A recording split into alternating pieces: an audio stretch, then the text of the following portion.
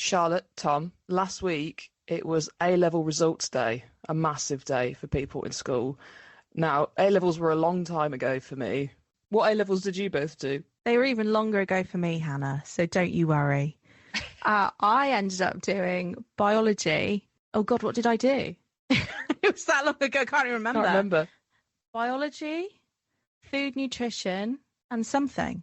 I literally can't even remember. It's that long ago. Oh, it was geography. I was a geography man as well. That's something I'd love to hear. We've all got geography in common. I did it too. So we're all pretty good at colouring in, is what we're saying. Oxbow Lakes, we know about them. Oh, we love them.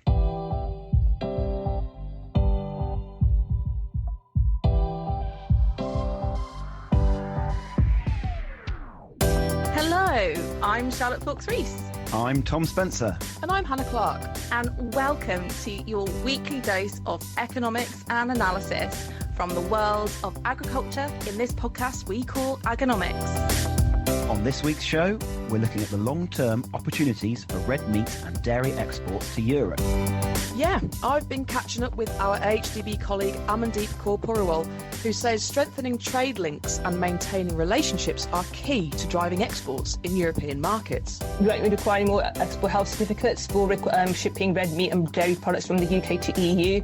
There was a ban in exporting chilled minced red meat and chilled meat preparations to the EU as well.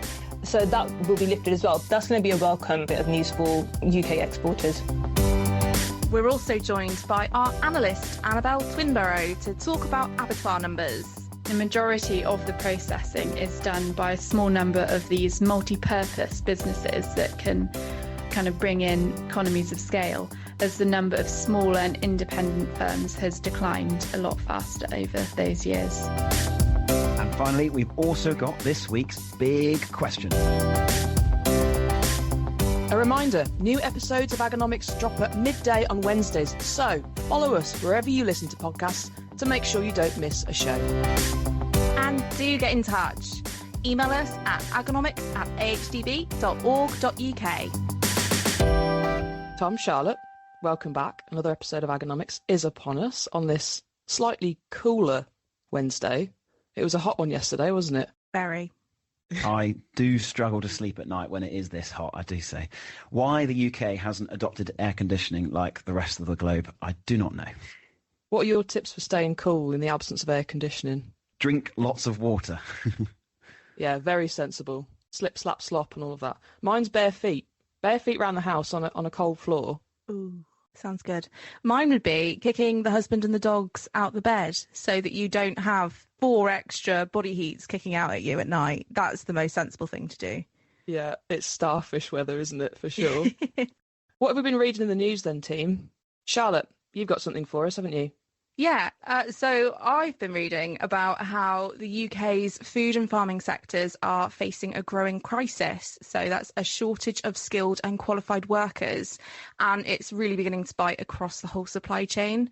So I've read a couple of reports recently from the grocer which reveal how a shortage of skilled and qualified workers is placing unprecedented pressure on producers, and that's both in the dairy and meat sectors. So dairy co-op Arla Foods has warned that this labour gap is now a direct threat to food security, and not just being that annoying recruitment headache. Because without enough trained staff, the industry risks falling behind on productivity, innovation and sustainability goals. Meanwhile, in the meat sector, it's struggling with tighter immigration rules and policy shifts that have made it harder to recruit essential workers, and that's especially in abattoirs and processing plants. So for our HDB levy payers, really this isn't just all about a policy issue, it's becoming a business one too. Labour shortages are really impacting on outputs, the rising costs and increasing reliance on imports for supplying our supermarkets perhaps. And it affects everything from the availability of British produce on supermarket shelves to the resilience of our food systems, and that's particularly evident when we have global shocks. So think about the pandemic, when everything was going a bit wild and you couldn't go out and buy your pasta or whatever on shelves.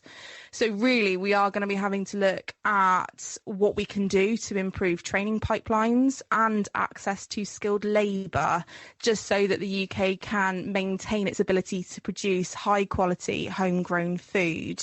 And actually, I think that's really important reason why AHDB continues to support training programmes. So things such as Entrepreneurs in Dairy, the Pig Industry Scholarship Programme, and both of which are actually open at the moment. So applications are live until the end of August, but also thinking more at that grassroots level. So the work which our education team does to help increase children's understanding of where their food's actually coming from and raise the profile of different jobs which are available within the agricultural sector, so we can supply that homegrown talent for the future.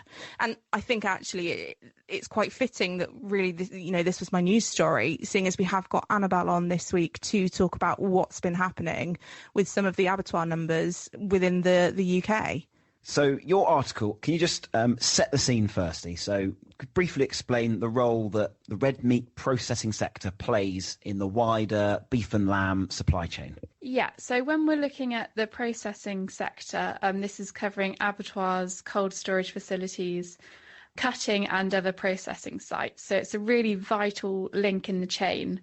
So meat production needs to be assisted by appropriate and accessible infrastructure for these purposes. And the importance of the processing goes beyond the cattle and sheep sectors. So it's national importance for consumers and food self-sufficiency as well. So your article begins with the consolidation of the processing sector. So what can you tell us about that? We're looking between 2019 and 2024, the number of abattoirs processing cattle and sheep reduced by 16% for cattle and 15% for sheep.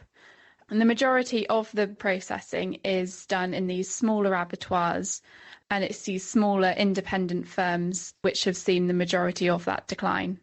So, Annabelle, how has the processing sector become more consolidated in recent years? So between 2019 and 2024, the number of abattoirs processing cattle and sheep reduced by 16% and 15% respectively. The majority of the processing is done by a small number of these multi-purpose businesses that can kind of bring in economies of scale, as the number of smaller and independent firms has declined a lot faster over those years. One of the main reasons why we're seeing consolidation in this in the kind of processing sector, in that really key part of the red meat supply chain, is to do with small abattoirs. There's a lot of pressures facing these kind of smaller enterprises, isn't there? What have you kind of picked out of your analysis on this topic of small abattoirs in particular? So small abattoirs play a really important part, as well as the social and the welfare benefits that they bring. They provide businesses to farmers and butchers and rural communities. So they offer services like private kill, which enables small businesses to sell directly to consumers. If you have a look on the Sustainable Food Trust website, they detail numerous benefits of small and localised benefits and all these vital services that they provide. And we talked about labour. Charlotte talked about labour earlier in her news piece. I mean, that's just one of the factors that I guess pressurises these businesses. There's almost a disproportionate effect of costs on these smaller businesses, and hence why there's pressure on these vital links in the chain, really. I guess that's what's causing, consolidation. But as you said, these smaller abattoirs are so important, and they link more widely into maintaining food security, because as you say, they give producers that local route to market, which has several benefits for things like animal welfare, as well as creating diverse options for sale of meat and animals. So I think it's a really, really important topic that you touched on in this piece. Yeah, we touched on economies of scale and how it is easier for those larger abattoirs in many ways, and the high operating costs which are increasing, and that's likely to incentivise further economies of scale.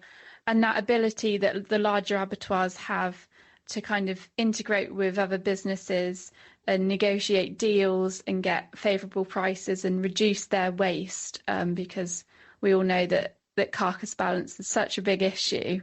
So it's a lot easier for those bigger businesses to make use of the whole carcass. And then there's increasing food safety, traceability and welfare regulations. So just one example is that the abattoirs have to have a vet on site at all times. And if you're having more throughputs, then obviously that cost is diluted down with those bigger businesses. It's really important to have a diverse mix of processing capacity and abattoir and killing options for the supply chain across the country, whether it be large multi-site businesses or whether it's smaller, more bespoke options at a more local level for maybe smaller producers. Annabelle, I'm interested in your analysis and what you found could be the opportunities for these types of businesses in the supply chain. There are opportunities for smaller abattoirs to maybe diversify or collaborate with other facilities to improve their long-term prospects. And they have a lot of benefits and unique selling points that they could communicate and hopefully get to the consumer, and the consumer will then be prepared to pay that extra cost to receive those benefits. So, for example, opening a butcher's shop might enable the business to capitalise on local benefits and quality of the product as well. Or, like I said, collaboration with maybe a larger abattoir and get access to resources. You talked earlier about the problems with recruiting and staff. If they were able to access something like butchery training, that could come as a benefit for both parties involved. I'm going to jump in here with my personal experience that I have with small abattoirs. So I've said before, my husband's a butcher on here, small family-owned butchers, and the small abattoirs are incredibly important for supplying him. It means that he can have access to British beef, lamb, and our small abattoir as well also does pigs. So he knows and has confidence when he's talking to his customers that, yeah, this chop or this steak has come from so-and-so's farm from down the road. And that's a really important selling point for him. And if he was having to go and access meat, he probably wouldn't be able to get it from some of the larger abattoirs because of the volumes that they would need to be buying. He would not be classified as large enough as a customer base for those abattoirs. So it's incredibly important that for the industry, for retailers, particularly butchers, that these small abattoirs remain. And I think you've got some personal experience with using them too, haven't you, Annabelle? So as much as I do use those normal channels, I had some really great experience using private kill facilities as well. It's enabled me to do some direct selling of our organic beef at home, and consumers really like the fact that they know exactly where that animal came from. So really value both of those very different channels, but I do really think there is an important place for the smaller abattoirs as well. Yeah, that's exactly right, Annabelle. There's two sides to this coin. There's feeding the world and that high production that the world needs with that growing population, and there is a huge place for those major abattoirs, but also a key market, as you pointed out, for those smaller abattoirs. And on that note, I think it's time that we take a short break. We'll see you on the other side. Hello, I'm Grace Bolton, a livestock analyst at AHDB, here with the sheep market update. In the week ending the 9th of August, the GB NSL deadweight SQQ lost just under a penny to average 755 pence per kilo. Estimated GB clean sheep slaughter jumped to just under 184,000 head for the week, but remained notably below a year ago. In the live weight market, LAA data showed that the England and Wales NSL SQQ stood on at 347 pence per kilo for the week ending the 10th of August. Finished new season lamb throughputs fell back by about 7,000 head to total 55,200 head for the week, as hogget throughputs dropped to zero. Reports suggest a tight trade remains, with quality mixed, reflecting the regional forage supply and lambs being supplementary fed. This tight supply is accompanied by reduced domestic demand for sheep meat, creating stability in the market. In the 12-week ending period to the 13th of July 2025, total lamb volume sold at retail fell by 14% from the same period last year, as average prices per kilo rose by 5%. Some slight gains were seen in burgers and grills in this period, likely influenced by a shift to warmer weather. Elsewhere in the sheep trade, store lamb numbers continue to grow rapidly each week. throughputs were just over 7% higher than last year for the 6 weeks to the 10th of August. The average England and Wales NSL store price dipped slightly in the latest week, averaging £100.50 per head, down just 70p on the same week a year ago. Culling prices remain above 2024 levels at £124.80 per head in the week ending the 10th of August. Numbers remain steady on the week following a period of weekly rises. For more livestock market analysis, including our updated outlooks, head to the AHDB website and click on the Markets and Prices heading.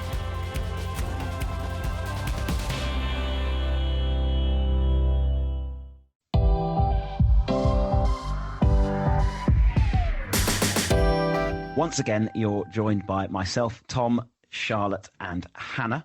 We have talked about the domestic side of agonomics. Now I think it's time to go abroad. Isn't that right, Hannah? Yeah, and I assume you don't mean going on holiday like producer Martin did for the last 2 weeks. We've missed you, Martin, by the way. Although producer Alice did a fantastic job of stepping in. She did, and I have to apologise to Charlotte and to the three of you. I didn't bring anything back for you, although we've had pretty nice weather, so I'd argue I brought the sun. No fridge magnets. No. Gutted. No ice creams. But yeah, we have talked about the domestic side of the market, and another really important route for sales is exports. So I caught up with our colleague Amandeep, who has recently led a piece of research into export prospects and what the opportunities are for UK red meat and dairy exports abroad. In this most recent report, the team, and I know you were involved in this, Tom, weren't you? We looked at the European market in particular. So I began by asking Amandeep about what her research is all about. This particular report is looking at export opportunities for UK agri-food exports around the globe, basically. The one I'm going to talk to you specifically today is focused on Europe, and I'll go into why that is in a moment. But basically, we're looking at primarily for red meat and dairy exports in the UK. What are our target markets across the world, and the reasons why they are the target markets and why they'd be a good place for those exports to go to. So we initially did this report a couple of years ago, back in 22-23, where we covered the whole globe and then pinpointed the areas which were the main focal points for red meat and dairy. And what we're doing now is just going back to revisit some of those, updating some of the analysis. And we've started off with Europe in the first instance of those regions, because it is by far the most important market for UK agri-food exports. We're going to look at them and looking at the various categories that we sort of look to characterise what makes that area so promising for exports. So we look at in quite a bit of detail. We look at, first of all, the economic prospects of that area. So, what is a typical GDP? What's the sort of economic forecast for that area? Are people fairly wealthy to buy red meat and dairy, etc.? Also, what's the population growth, etc. there as well. And then we have a look at consumption patterns. So how much are they consuming already? And then what are they forecast to consume over the next decade using OECD forecasts for different products. Then we look at market access and trade barriers. So have we got an agreement in place? Have we got our export health certificates in place to send our red meat and dairy there? What are their tariff rates like for imports? Do they pose a barrier, or are they okay? And then we also look at, for example, have they got any agreements with other countries which, will be our competitors and will then, we'll have to compete with. So cover all of that. And then we go to the sort of the demand side, which is looking at what do consumers in that region think of British product? What are the kind of key factors they look for? Is it standards? Is it quality? Is it affordability? And then recently, for this update, which will be then replicated for the other regions going forward, is the route to market section, which is now looking at it from the perspective of importers within that region. So the buyers that are going to buy those UK product, what are they looking at from that perspective in terms of what do they want for sending on to retail or food service? What kind of things are they looking at to sort of like buy that UK product? So that's going to give some insight to exporters as well. So it's a massive report. There's so much evidence in there. And you mentioned Europe as a market and its value to the UK. You might think the EU is not an exciting or new kind of exotic market that we've entered. We've traded with Europe for decades. How important is the European market to UK export of red meat and dairy?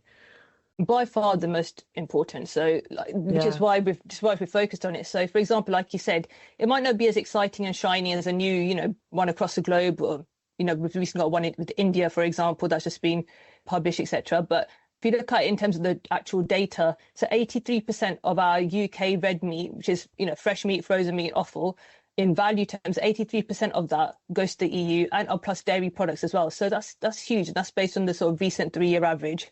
And also, if you look at in volume terms, that's nearly 3/4 of those exports. So that really just highlights how important Europe and, EU and the rest of Europe are to UK agri-food exports. While the EU's not necessarily a new market for the UK, we've seen quite a bit of change in the trading relationship over the past few years. Well, Brexit was obviously a huge change. More recently, we've seen alterations to the SPS, the sanitary and phytosanitary requirements across the bloc and for that trade. Can you explain a bit more about what exactly has happened? Yes, as you remember, when the UK left the EU, obviously, when relationships slightly changed in terms of how easy it was to do trade with our number one partner.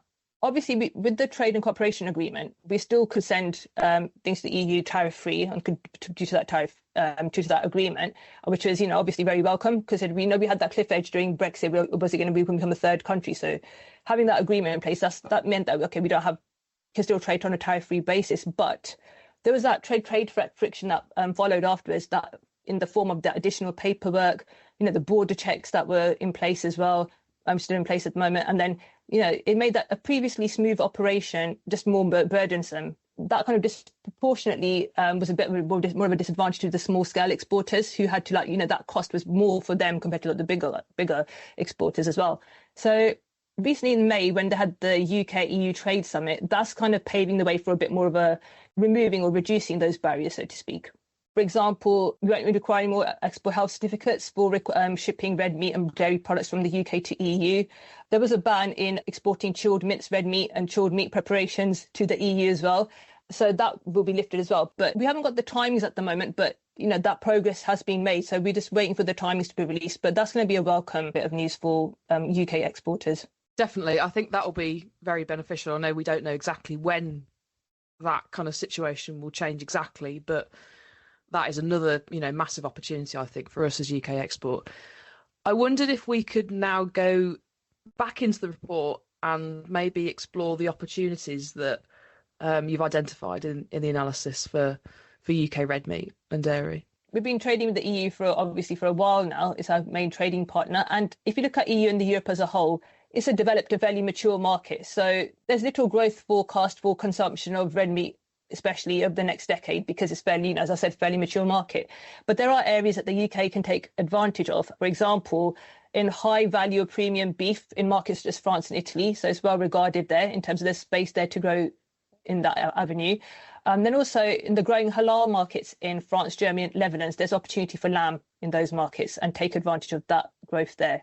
And then we've got these sort of niche markets in Northern Europe as well for premium land, like particularly Switzerland. So we're in the middle of doing in the negotiation with the trade deal for Switzerland as well. So that's another opportunity that we can focus on in there. For cheese, there is growth forecast for cheese, unlike for red meat. So cheese consumption in Europe is forecast to grow by about just over 5% out to the next decade. And UK cheese is quite well positioned to benefit from strong demand. So cheddar's in quite high demand in retail markets in France and Germany. And then we've got that regionally protected products such as Stilton, and also in the sort of specialty added value, those niche markets as well. UK cheese got a place there to take hold, make more of an inroads into those markets as well. So there's quite a bit of risk, I guess, potentially to UK export generally, and having evidence like this report is really important to make sure we are targeting our export work in the most lucrative and most rewarding markets. The evidence is one thing. I guess having those relationships as well is really important, and making sure that we can maximise the value of those relationships and get the most out of that trade with those markets. Yeah, exactly. So we're quite, like you said, we're quite in a tumultuous trading environment at the moment globally, not just in trading environments, but like geopolitical events, etc. So it's about looking at so if we look at the UK EU, for example, how do we maintain this trading relationship we've got and strengthen it, but then still have the opportunity elsewhere? And like a key example I can give for that is, we've just had talks to strengthen that EU-UK trade agreement, but at the same time we've got the US knocking on the UK's door as well for agreement. So their sort of viewpoint on standards, etc., is very different from, well, quite different from the EU's kind of like phytosanitary requirements. So it's how do you balance what the opportunities elsewhere, for example, the US, with the current strong relationship you've got with the EU. And that's going to be the thing to navigate. So we've got to make sure that we can still carry on trading effectively and easily with the EU, and then, you know, within those guidelines. But then if we're doing deals elsewhere, that doesn't jeopardize what we've got with the EU, because like I said, I just keep referring to, it's our biggest market. So these things have to be carefully balanced, and we're going to see how we can navigate through that, which is quite difficult in this current climate. So, of course, having the evidence like this report, Amandeep, is really important to make sure that we're targeting our export work in the right places. I wonder if you could just sum up maybe with the key value of this report to levy payers and the wider industry. One of the key things, I suppose, is the relationships that you have with buyers in those areas, and it's maintaining that trade relationship. So in the EU, we've already got those relationships set up from, you know, previously, and it's about maintaining those relationships and then finding scope to build on new ones and, you know, grow that network. And then that's the same for any sort of area where we look to expand our exports, I suppose. So it's about how do we strengthen and build on those relationships. And that's why we've got our exports team here that help to do that on the ground, basically. So export team have their own region around the world. So someone focuses on the Americas, got Asia market, the Middle East, North Africa region, for example. They're on the ground there. They're making those contacts with people, the buyers, etc. They're explaining the benefits of UK produce, and like building those links between UK exporters and the buyers in those regions.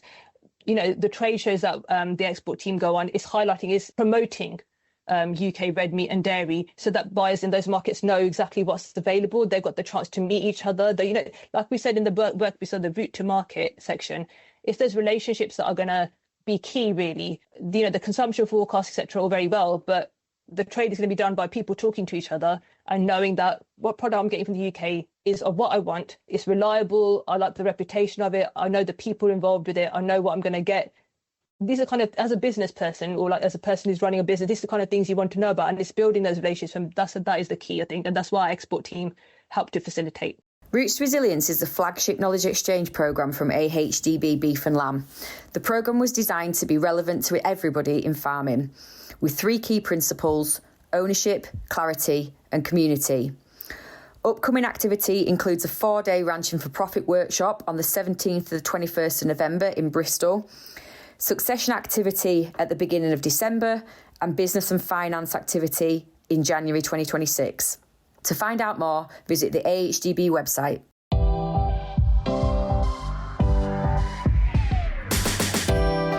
Welcome back to the Agonomics podcast with Tom, Hannah and me, Charlotte.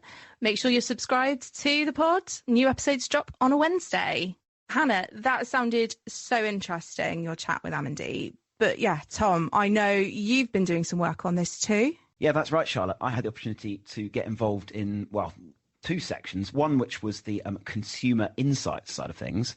Ooh, the dark side. Welcome. Yes, exactly. I got to see all the wonders of how the European market is thinking about red meat and dairy when they're making their food choices. But also on top of that, I was looking at a new segment of the report, which was routes to market, where I got to speak with a number of our AHDB export team that are sort of based in European countries. Particularly ones I spoke to were from France, from Germany and from the Netherlands.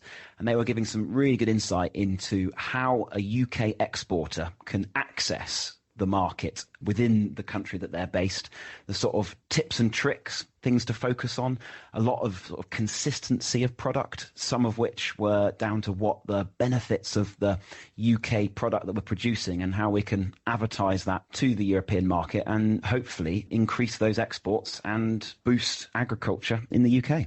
Out of interest, Tom, did you sign up for helping on this report because you thought, like Hannah did earlier in the year, she had that lovely trip to London and a very nice dinner because she was looking at exports? Did you sign up on the promise of a nice dinner?